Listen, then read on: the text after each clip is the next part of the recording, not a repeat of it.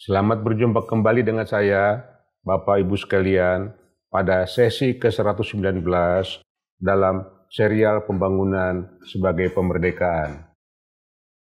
Pada sesi ini, ya sebagai kelanjutan sesi sebelumnya, kita masih berada pada pembahasan hubungan antara faktor lingkungan hidup dengan faktor lainnya. Kita fokus pada lingkungan hidup. Pada sesi ke-119 ini, ya, saya akan mencoba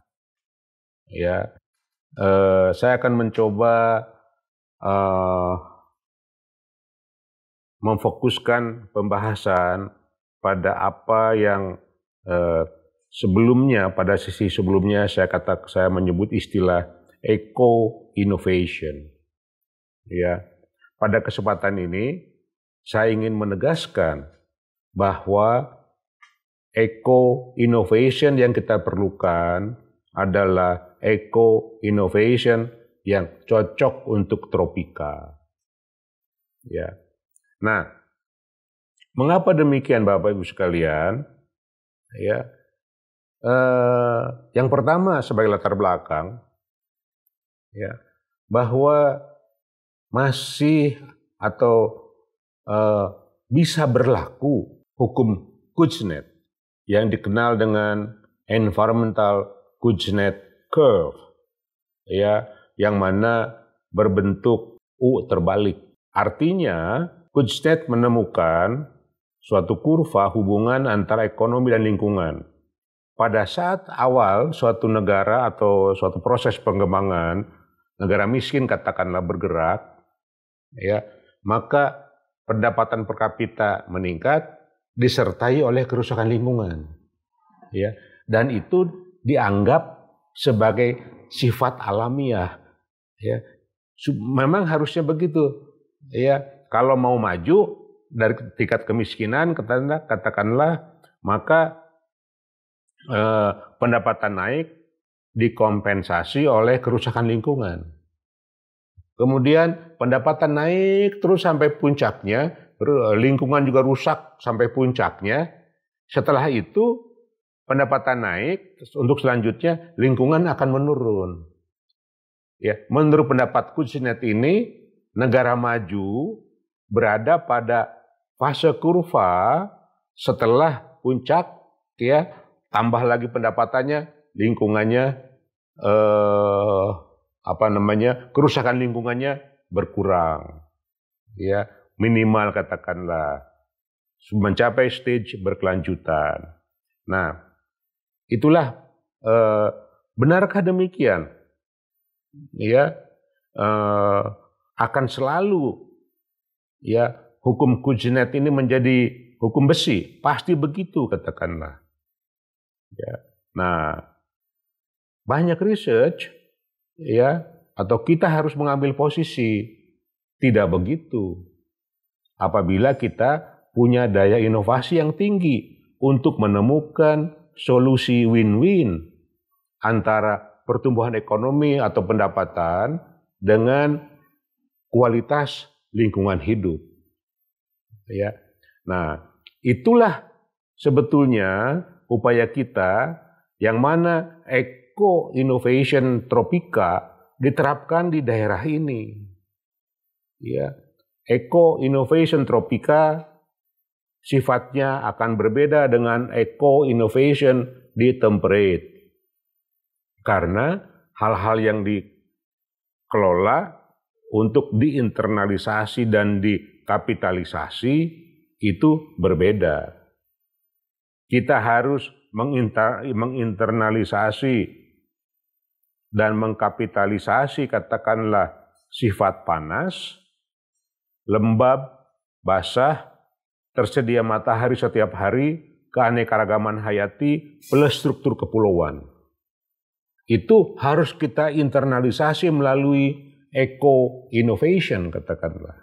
Sedangkan di temperate, mereka harus menginternalisasi eco-innovation-nya itu bagaimana mengatasi atau menginternalisasi dan mengkapitalisasi musim dingin. Ya, misalnya mengurangi energi yang diperlukan untuk penghangat. Ya. Nah, itu isu utama. Sebaliknya di kita, ya, kita harus membangun eco-innovation. Ya, bagaimana kegiatan ekonomi tidak menaikkan temperatur, tapi menurunkan temperatur supaya adem. Ya, nah, jadi ada hal-hal yang sifat seperti itu. Eco-innovation masuk ke ranah tersebut. Kalau kita berpegang pada struktur pemikiran environmental performance index, sebagaimana dapat lihat di gambar ini, ya, yang mana environmental performance index itu dibagi dua secara umum, environmental health dan ecosystem vitality. Kemudian environmental health dikelompokkan lagi menjadi kualitas udara, kemudian sanitasi dan drinking water, ya, heavy metal, ya, nah, dan waste management. Itu kelompok environmental health yang bobotnya 40%. Ya, sebelahnya lagi ekosistem vitality, vitalitas ekosistem dengan bobot 60%, ya, kemudian di breakdown lagi ke dalam elemen-elemen biodiversity dan habitat 15%, ekosistem services 6%, fisheries 6%, water resources 3%. Nah, yang besar di sini 24% adalah climate change, perubahan iklim. Dipecah lagi, ya. Nah, secara gambar demikian dan secara struktur kita bisa lihat dalam gambar berikutnya bagaimana pemikiran yang dikembangkan yang mendasari environmental performance index sebagaimana yang bisa dilihat dalam grafik gambar ini.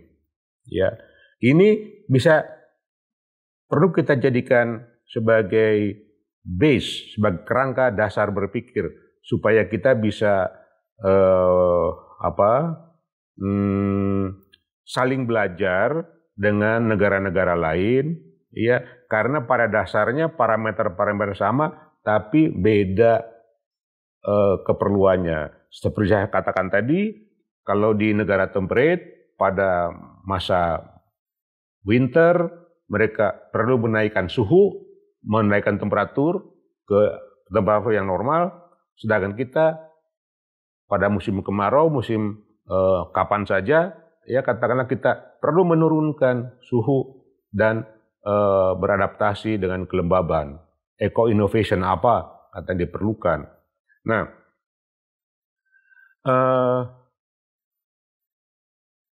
bagaimana hubungan antara lingkungan dan pertumbuhan ekonomi, katakanlah, ya.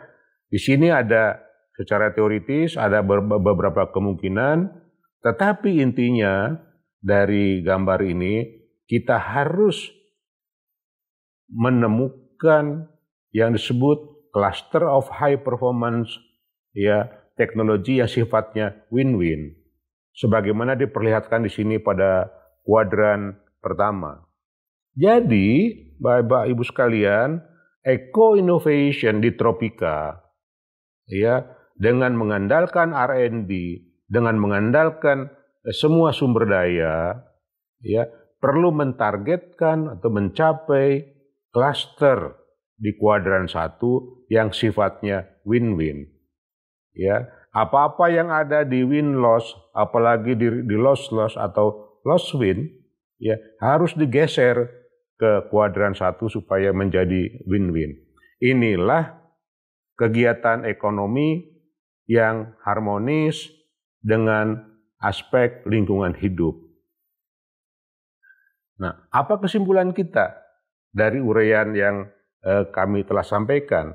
Yang pertama adalah kita harus fokus pada sifat intrinsik iklim tropika dan struktur kepulauan serta keanekaragaman hayati dan keanekaragaman sosial ekonomi. Struktur kepulauan yang paling utama di sini adalah kemampuan memegang, menampung, menyimpan air harus diperhatikan, dan ini berkaitan dengan tata guna tanah, tata guna lahan, yang mana gradasi ekologi itu sangat sempit. Karena apa? Jarak puncak gunung dengan pantai untuk sebuah pulau itu sangat dekat. Hujan di Bogor sekarang, beberapa jam sampai di Jakarta itu air. Kalau di Amerika, hujan di Minnesota sekarang, air mengalir, air hujan yang jatuh sekarang sampai di lewat Mississippi katakanlah, sampai di Teluk Meksiko di Florida sana berapa bulan kemudian. Nah, jadi ya kita harus fokus ke sana dengan tetap menggunakan model pemikiran Environmental Performance Index yang dikembangkan oleh Yale University sebagai model referensi. Nah, kemudian dengan dua kondisi di atas, maka strategi kebijakan program research and development, pendidikan, pelatihan, dan sejenisnya dikembangkan untuk menemukan hubungan win-win atau memperbaiki hubungan win-loss, loss-loss, loss-win, dimasukkan ke dalam kuadran 1 menjadi win-win. Itulah fokus strategi, kebijakan, program R&D, pendidikan, dan seterusnya. Nah, dari situ kita akan sampai pada Eco Innovation Model Tropika, kepulauan, keanekaragaman hayati, dan keanekaragaman sosial budaya, ya, dijadikan model Green Economy Circular Indonesia, ya, yang pada dasarnya adalah model menggunakan energi alam, seperti saya ilustrasikan di atas dengan Black Soldier Fly, mengolah sampah organik, untuk menjalankan kegiatan ekonomi secara dominan. Jadi, panas, lembab, basah, arus, sinar matahari, dan segala macam itu harus menjadi energi untuk mentransformasi eksistensi, kapabilitas, status masyarakat tropika menjadi maju, sehingga sekian tahun ke depan grafik yang saya sampaikan sebelumnya, ya, yang menunjukkan tidak ada satupun bangsa tropika bisa di negara maju, berubah grafiknya. Sama kata sejajar dengan negara-negara maju. Demikian uraian kami. Terima kasih atas perhatian Bapak-Bapak dan Ibu sekalian.